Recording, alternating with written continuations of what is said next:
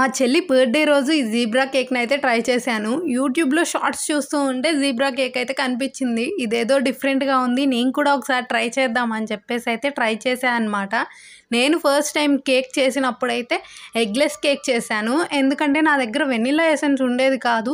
So egg తోటి cake చేస్తే essence లేకుండా నీసు వాసన వస్తుందేమో అని చెప్పేసి అనుకున్నా. కానీ ఎగ్తో చేసిన తర్వాతే తెలిసింది ఎగ్తో చేసిన కేక్ నార్మల్ కేక్ కన్నా కూడా సాఫ్ట్గా స్పంజీగా అయితే ఉంటుంది అని. ఇంకా ఈ కేక్ విషయానికి వస్తే మొత్తం కూడా నార్మల్ కేక్ ప్రాసెసే, కాకపోతే డిఫరెంట్ షేడ్స్తో కనిపించడానికి అని చెప్పేసి సగం బ్యాటర్ అయితే పక్కకు తీసుకొని కొంచెం కోకో పౌడర్ అయితే కలుపుకోవాలి. ఇంకా నార్మల్ బ్యాటర్ని కోకో పౌడర్ కలిపిన బ్యాటర్ మొత్తాన్ని కూడా దేంట్లో అయితే కేక్ చేయాలనుకుంటున్నామో దాంట్లో అయితే లేయర్గా అయితే పోసుకొని ఇలాగ స్పూన్తో అయితే గీతలాగా అయితే డిజైన్ గీసుకొని ముందుగానే ప్రీ హీట్ పెట్టుకున్న దాంట్లో అయితే పెట్టుకొని 35 minutes వరకు అయితే కుక్ చేసుకోవాలి. ఫస్ట్ టైం ట్రై చేసినా కూడా పర్ఫెక్ట్గా అయితే వచ్చింది.